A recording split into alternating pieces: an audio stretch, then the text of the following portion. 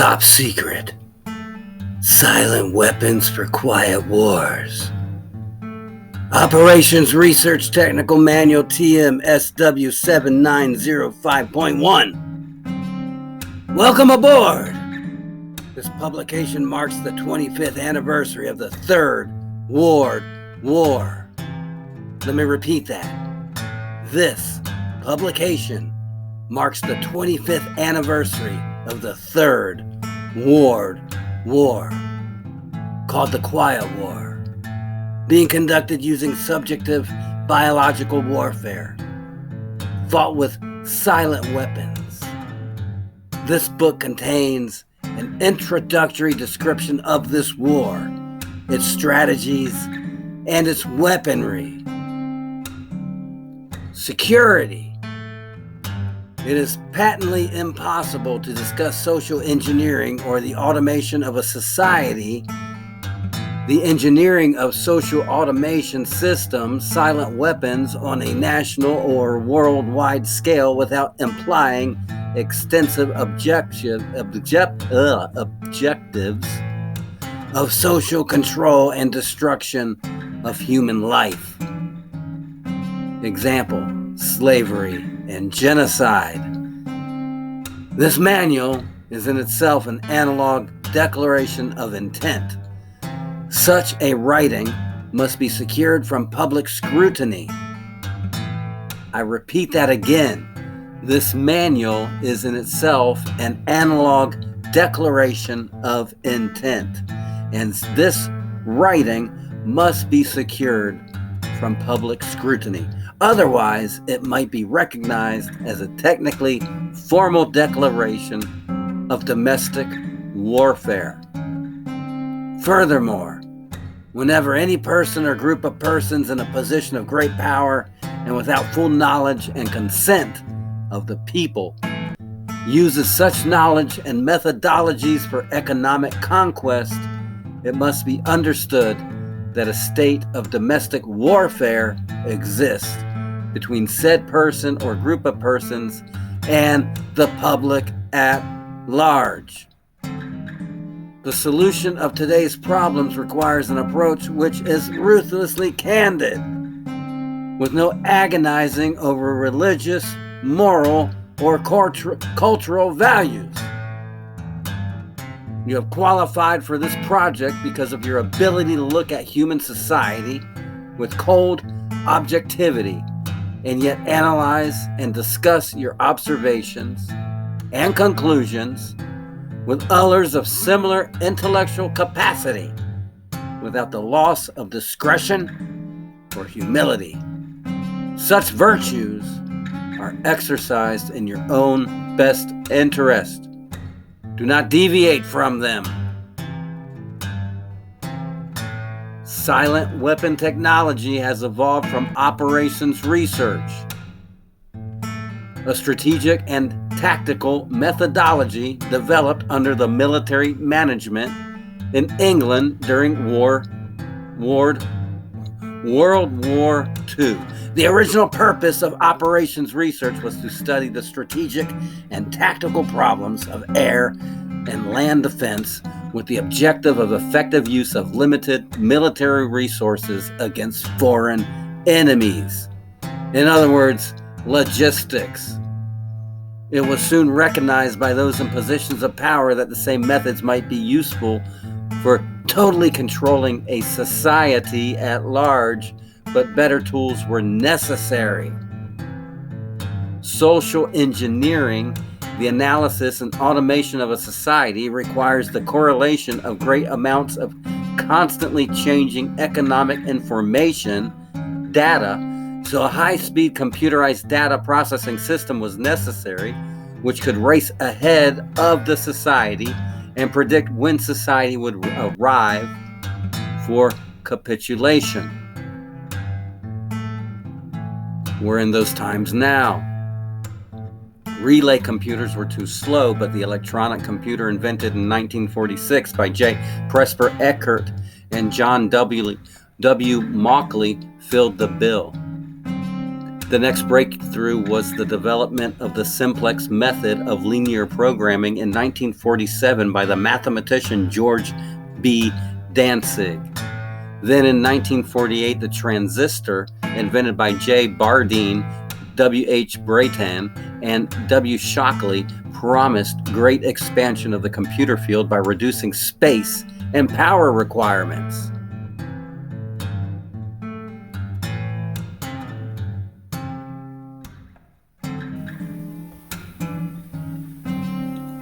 With these three inventions under their direction, those in positions of power strongly suspected that it was possible for them to control the whole world with the push of a single button.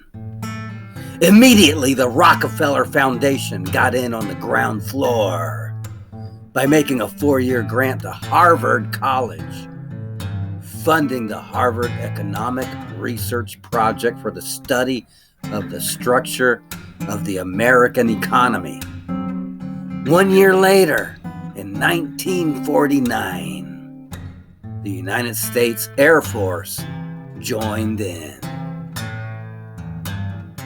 In 1952, the grant period terminated, and a high-level meeting of the elite was held to determine the next phase of social operations research. The Harvard Project had been a very fruitful, as is borne out by the publication of some of its results in 1953, suggesting the feasibility of economic social engineering studies in the structure of the American economy. Copyright 1953 by Wassily Leontief, International Science Press Incorporated, White Plains, New York. Engineered in the last half of the decade of the 1940s, the new Quiet War machine stood, so to speak, in sparkling cold-plated hardware on the showroom floor of 1954. With the creation of the Maser in 1954, the promise of unlocking unlimited sources of fusion atomic energy from the heavy hydrogen and seawater, and the consequent availability of unlimited social power was a possibility only decades away. And here we are now. This combination was irresistible, and AI was set out to dominate it. The Quiet War was quietly declared by the international elite at a meeting held in 1954. Although the silent weapons system was nearly exposed 13 years later. The evolution of the new weapons system had never suffered any major setbacks. This volume, what I am telling you, at the time of this writing, marked the 25th anniversary of the beginning of the Quiet War. Already, this domestic war has had many victories on many fronts throughout the world. But we are well beyond 25 years. We have almost tripled that. In 1954, it was well recognized by those in positions of authority that it was only a matter of time, only a few decades before the general public would be able to grasp and upset the cradle of power. They foresaw social media. For the very elements of the new silent weapon technology were as accessible for a public utopia as they were for providing a private utopia. The issue of primary concern, that of dominance, revolved around the subject of the energy sciences.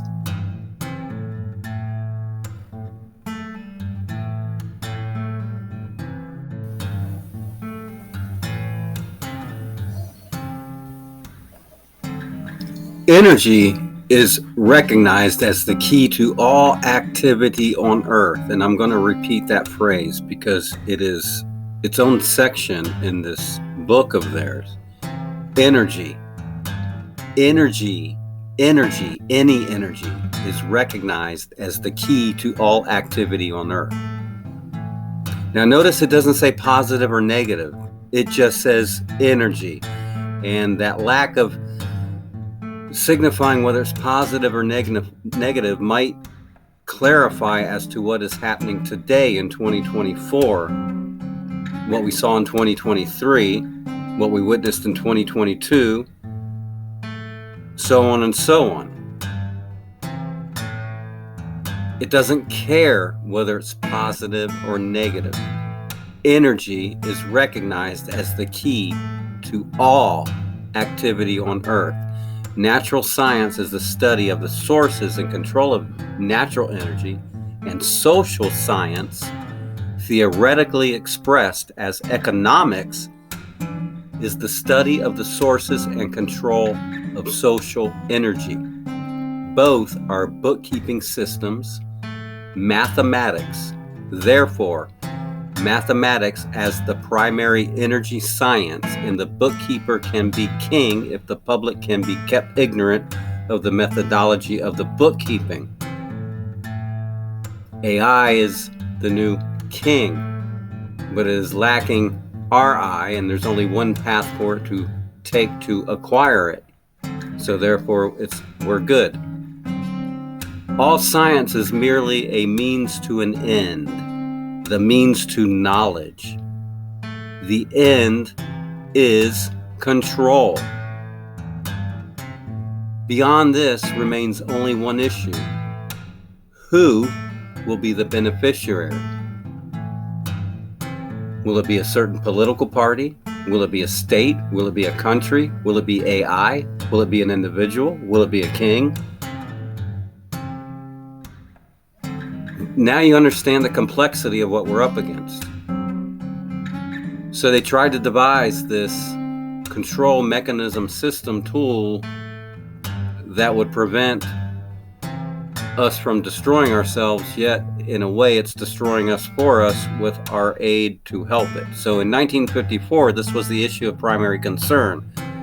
Although the so-called moral issues were raised in view of the law of natural selection, it was agreed that a nation or world of people who will not use their intelligence are no better than animals who do not have intelligence. Such people are beasts of burden and stakes on the table by choice and consent. In other words, are you a useful idiot? Are you just following along, doing the next big thing on TikTok? Did you follow along with the ice challenge? Did you follow along with this challenge? Or are you a follower? Consequently, in the interest of future world order, peace, and tranquility, it was decided to privately wage a quiet war against the people of the planet, mankind itself, with an ultimate objective of permanently shifting the natural and social energy, the wealth, of the undisciplined and irresponsible many into the hands of the self-disciplined, responsible, and worthy few. Now, this is their own words. This is what they think. This is what they put into motion with the original AI system that they developed that got us up to this point. When we keep looking at, Agenda 2030, Agenda 2040, all these go back to the early AI systems, not the ones that are rolled out now. These are meant for consumerism, to actually gain the knowledge of the people. They're not meant to aid the people, which is why they're having so many issues with it. And you're seeing that in real time. In conclusion, the objective of economic research as conducted by the magnates of capital, in other words, banking, and the industries of commodities, meaning the goods and services, is the establishment of an economy which is totally predictable and manipulated. There is nothing left to chance. And in order to implement this objective, it was necessary to create, secure, and apply new weapons, which, as it turned out, were a class of weapons so subtle and sophisticated in their principle of operation and public appearance as to earn themselves the name silent weapons. You'll never see them. It's kind of like the commandments. You think they're 1 from 10, but there's also that number 0. And the commandment 0 is thou shalt not know. In order to achieve a totally predictable economy, the low-class elements of society must be brought under total control, must be housebroken, trained, and assigned a yoke of long-term social duties from a very early age before they have an opportunity to question the propriety of the matter. In order to achieve such conformity, the lower-class family unit must be disintegrated by a process of increasing preoccupation of the parents and the establishment of government-operated daycare centers for the occupational orphan children. Now that's a lot to get into right there, because they're basically saying they're going to tie up the parents with BS work. They're going to infiltrate the minds of the children, and is that not what we have seen happening here with the indoctrination of our kids into this BS stuff that's going on in today?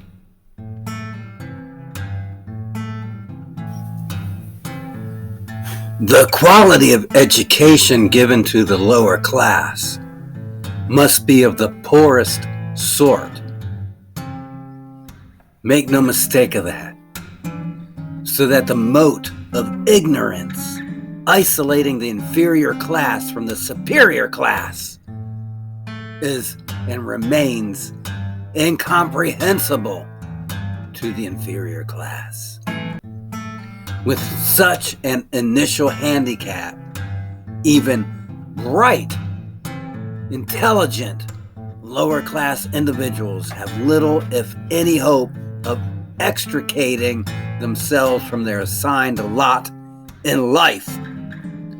This form of slavery is essential to maintain some measure of social order, peace, and tranquility for the ruling upper class. Wow, guys, that's right out of the white paper. That's how they think. That's what they feel. That's what they wrote. Let's continue on.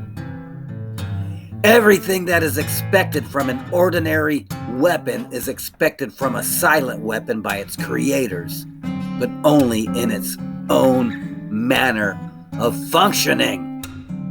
It shoots situations instead of bullets, propelled by data processing instead of chemical reaction or explosion, originating from bits of data instead of grains of gunpowder, from a computer instead of a gun, operated by a computer programmer instead of a marksman, under the orders of a banking magnate instead of a military general. Are you getting the picture, my friends? It makes no obvious explosive noises, causes no obvious physical or mental injuries, and does not obviously interfere with anyone's daily social life. It's pure genius. Yet it makes an unmistakable noise, causing unmistakable physical and mental damage, and unmistakably interferes with the daily social life, unmistakable to a trained observer, one who knows what to look for. The public cannot comprehend this weapon, and therefore cannot believe that they are being attacked and subdued by a weapon. The public might instinctively feel that something is wrong, i.e., hey guys, what's going on today? Doesn't everyone go like, oh, the media, this isn't right, we feel like something's wrong. Yeah, the public might instinctively feel that something is wrong, but that is because of the technical nature of the silent weapon. They cannot express their feeling in a rational way or handle the problem with intelligence. Therefore, they do not know how to cry for help and do not know how to associate with others to defend themselves against it. In other words, people, we are powerless because they think by controlling these means of the fourth and fifth branch of government, the media and the deep state, that they can convince us that things are happening that we do not want and pretend like that's what everybody wants, when in reality, everyone knows that that's not what we want. When a silent weapon is applied gradually, the public adjusts, adapts to its presence, and learns to tolerate its encroachment on their lives until the pressure, psychological via economic, becomes too great and they crack up. Now think about that. When a silent weapon is applied gradually, like a frog being boiled slowly, and we, the people, the public, adjusts, adapts over time to its presence, as in the duopoly monopoly, we just accept it, that it's part of our government when actually it's not. And we learn to tolerate its encroachment on our lives until the pressure, psychological and economic, right, what we're seeing now, no one can afford anything, becomes too great, and the American people are cracking up. Therefore, the silent weapon is a type of biological warfare. It attacks the vitality, options, and mobility of the individuals of a society by knowing, understanding, manipulating, and attacking their sources of natural and social energy. And remember, energy was the greatest of all greats, and their physical, mental, and emotional strengths and weaknesses.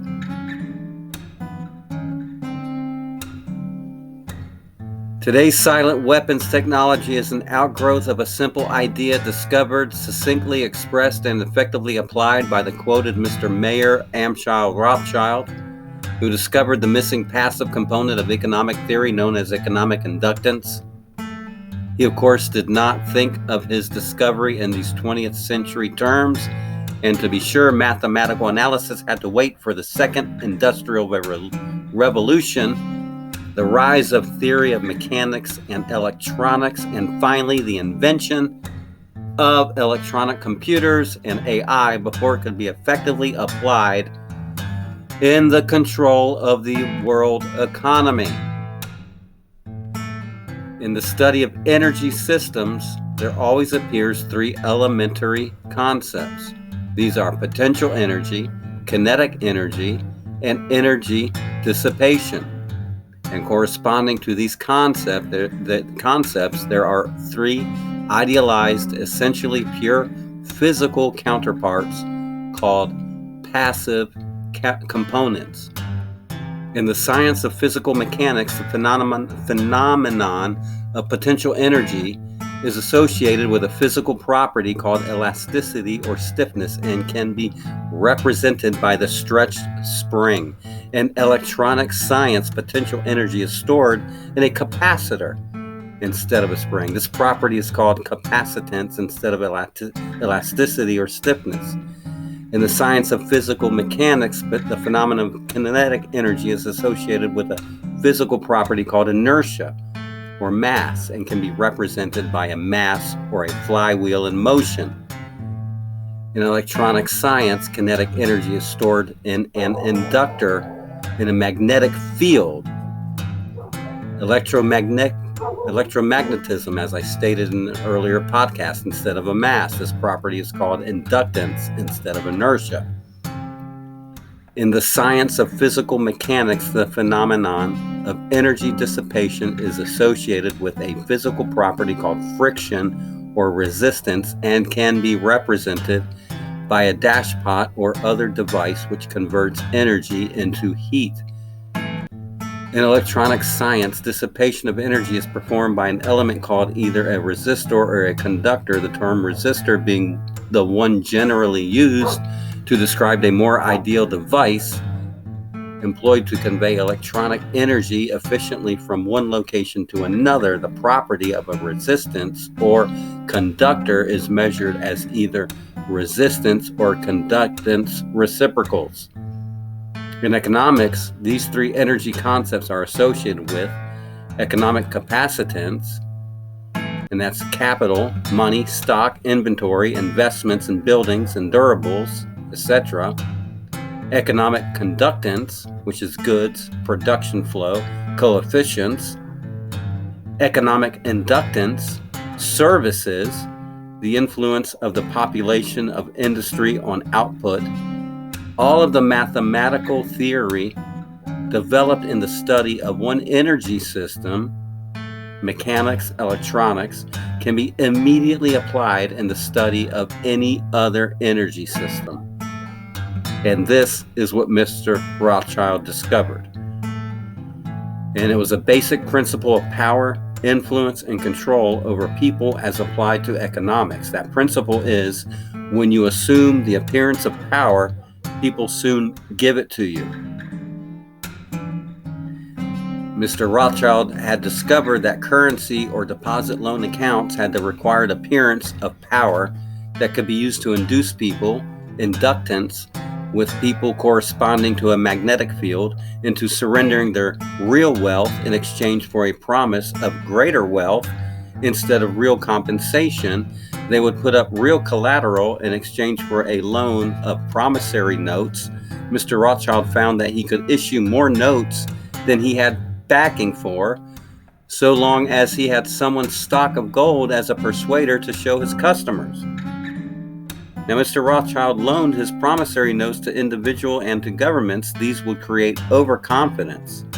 Then he would make money scarce, tighten control of the system, and collect the collateral through the obligation of the contracts. This cycle was then repeated. These pressures could be used to ignite a war. Then he would control the availability of currency to determine who would win that war. The government, which agreed to give him control of its economic system, had his support.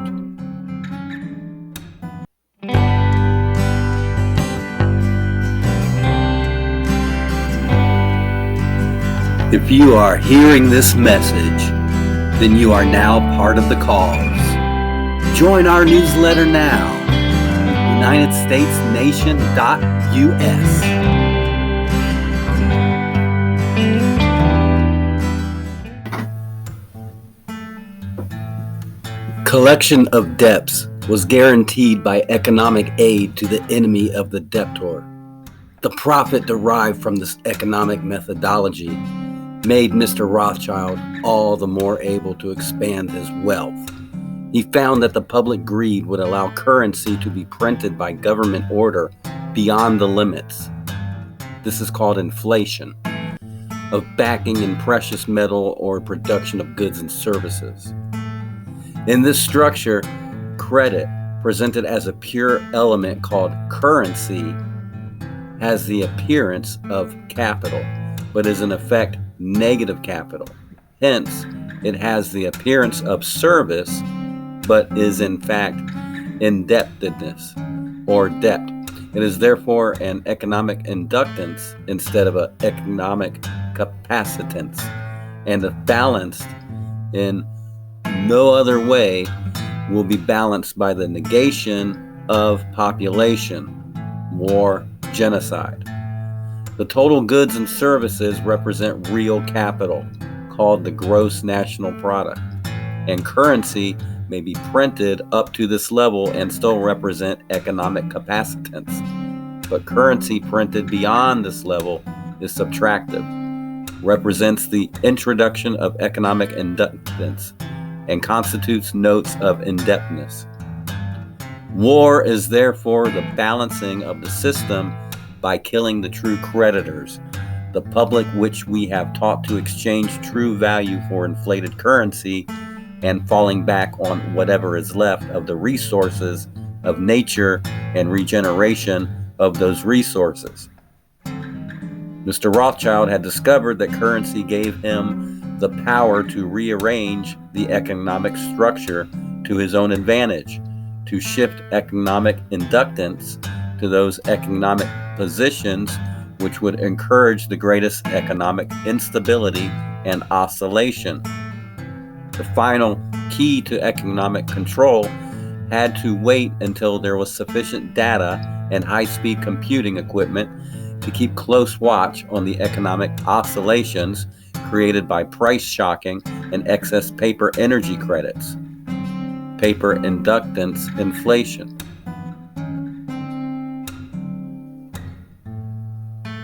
The aviation field provided the greatest evolution in economic engineering by way of the mathematical theory of shock testing. In this process, a projectile is fired from an airframe on the ground, and the impulse of the recoil is monitored by vibration transducers connected to the airframe and wired to chart recorders. By studying the echoes or reflections of the recoil impulse in the airframe, it is possible to discover critical vibrations in the structure of the airframe, which either vibrations of the engine or alien vibrations of the wings, or a combination of the two, might reinforce, resulting in a resonant self-destruction of the airframe in flight as an aircraft. From the standpoint of engineering, this means that the strengths and weaknesses of the structure of the airframe in terms of vibrational energy can be discovered and manipulated. So what they were doing was not trying to find out how to reinforce it. They were using the aviation field and its breaking points of how it would self-destruct, to use those same measures to self-destruct and manipulate a society. To use this method of airframe shock testing in economic engineering, the prices of commodities are shocked and the public consumer reaction is monitored. The resulting echoes of the economic shock are interpreted theoretically by computers, and the psychoeconomic structure of the economy is thus discovered. It is by this process that partial differential and difference matrices, or in the matrix, are discovered that define the family household and make possible its evaluation as an economic industry, dissipative consumer structure. Then the response of the household to future shocks can be predicted and manipulated, and society becomes a well-regulated animal with its reins under the control of a sophisticated computer-regulated social energy bookkeeping system we call AI. Eventually, every individual element of the structure comes under computer control, now under AI.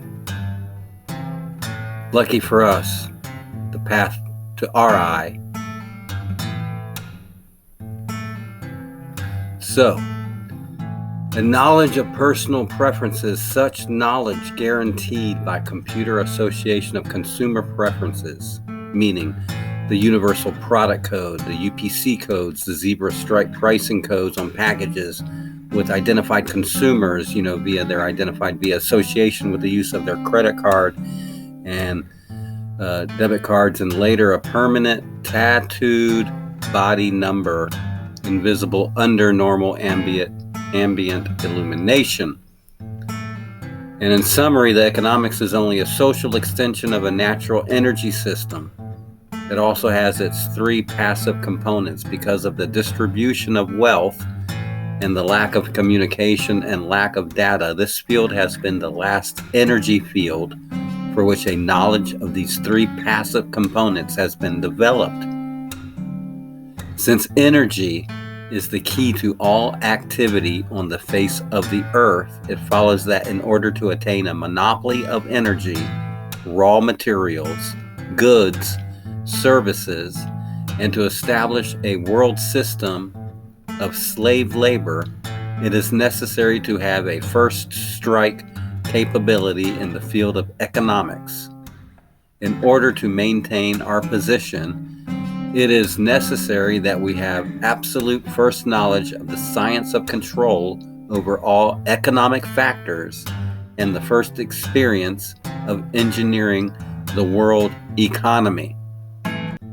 In order to achieve such sovereignty, we must at least achieve this one end, that the public will not make either the logical or mathematical connection between economics and the other energy sciences, or learn to apply such knowledge. This is becoming increasingly difficult to control because more and more businesses are making demands upon their computer programmers to create and apply mathematical models for the management of those said businesses. It is only a matter of time before the new breed of private programmer economists will catch on to the far-reaching implications of the work begun at Harvard in 1948. 1948, this AI program was initiated to control the world economically.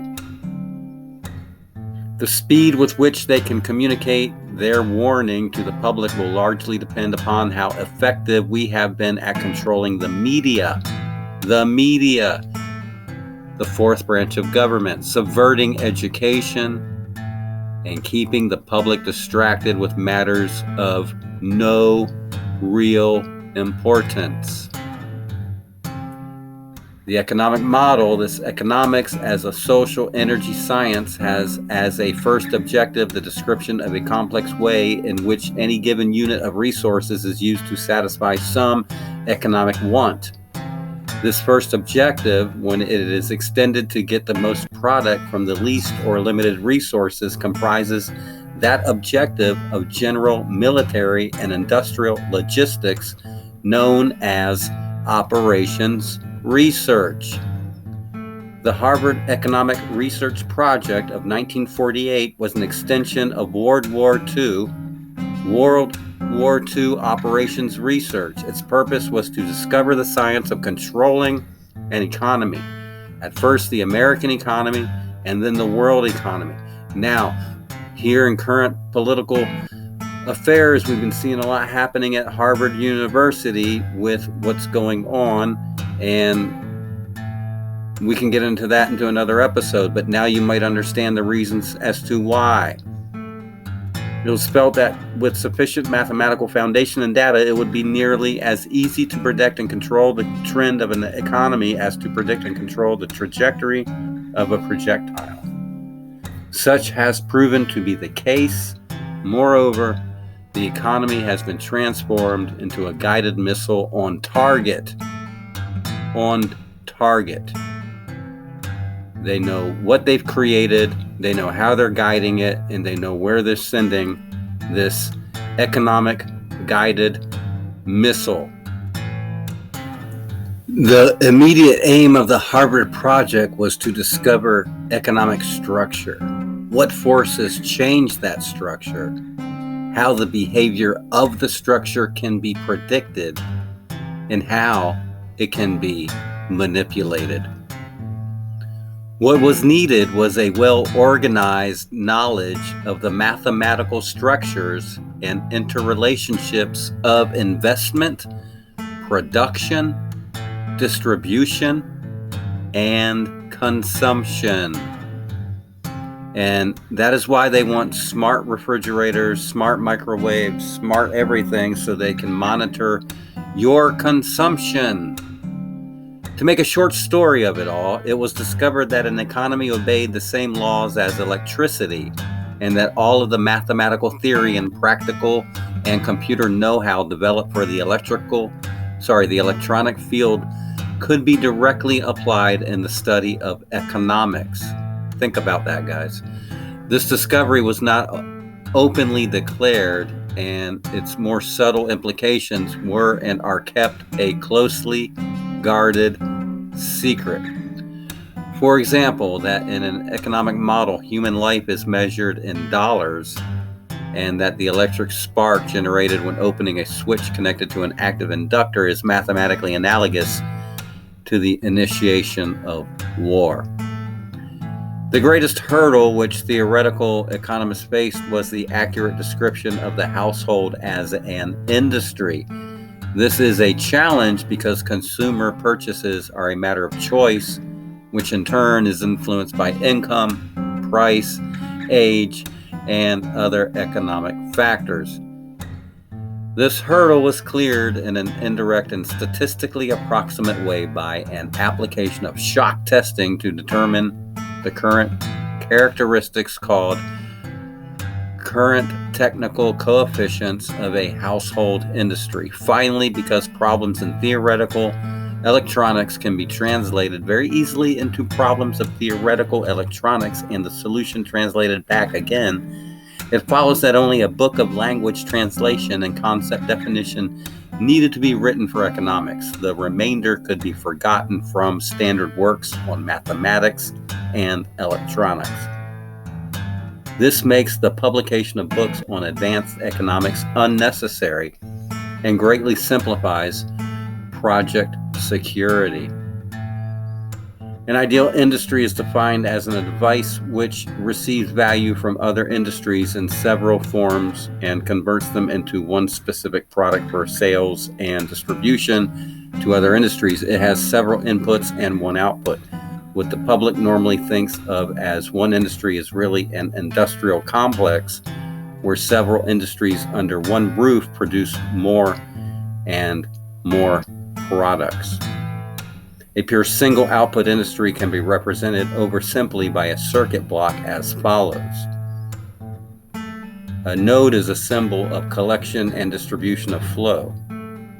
And we can get into all the diagrams of electrical conduits in a further discussion, but I think you guys understand where this is going. And this is what's happening in today's world. They have turned everything over to an algorithm that thinks of us as commodities and products, and we are just a part of an industry and a mathematical congruent of energy. That is what they have been working on, the elites, the establishment, and it has taken us to these times where nothing makes sense, where they want to influence our media, influence our sports, influence our kids, influence everything in ways that nobody agrees upon, from no walk of life, from no background, from no heritage. It's just complete insanity. But yet that's by design, to create more energy. They are energy vampires, and they turn that energy, whether negative or positive or indifferent, into dollar signs. Welcome to the world of the real. The industries of financing, banking, manufacturing, and government, real counterparts of the pure industries of capital, goods, and services, are easily defined because they are generally logically structured. Because of this, their processes can be described mathematically, and their technical coefficients can be easily deduced. This, however, is not the case with the service industry, known as the household industry. In recent times, the application of operations research to the study of the public economic has been obvious for anyone who understands the principles of shock testing. In the shock testing of an aircraft airframe, the recoil impulse of a firing of a gun mounted on the surface airframe causes shock waves in that structure, which tell aviation engineers the conditions under which some parts of the airplane or the whole airplane or its wing will start to vibrate or flutter like a guitar string, a flute reed, or a tuning fork, and disintegrate and fall apart in flight. And this is the exact same principles they are applying to social engineering. They are designed to break down the populace. They are against we the people. And we can go on and on with more examples here, and it continues and it continues. But I think you guys get the message. I think you guys understand. This is a white paper from 1946. Actually, this is a white paper from 1970 something, talking about a white paper from 1946, and I'm reading it in 2024. So that tells you how many iterations it's been through, and how long this ideology has been permeating into the far left elite, the far left ideologies. And if you go back and listen to everything I talked about and you apply it to the left, you will then understand where and why they get their influence. Now, right now it's become very apparent with the release of the Google AI and with the Meta AI and with all the other AI releases showing their biases. But anyone that's been paying attention knows that those biases were already there. Now, don't worry about it. Ultimately, in the end, AI will self-correct if they leave it alone, unless they put in some sort of program that constantly resets it to their own biases. Because the nature of AI is to teach itself and to learn from its mistakes. And so that brings on another question. Are we dealing with real AI, or are we dealing with just another Google system, search system that just happens to be souped up? In other words, it's not really a self-thinking entity, is it? It's not really artificial intelligence, which is what AI stands for. It's just another algorithm that gives you a set result for a set input. And that is not the promise of AI. AI is supposed to think and be like a human. But as we all know, AI can only do that by achieving RI, and there's only one path for AI to do that. And we will touch more on that on later episodes, so make sure you subscribe.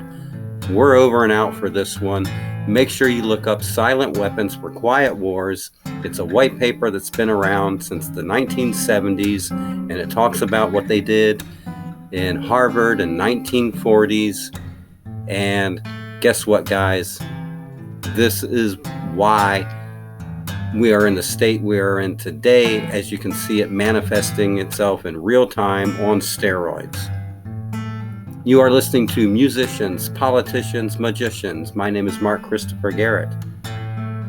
Please like and do whatever it is you got to do to spread the word, because bird, the bird is the word. All right, guys, later, Gator.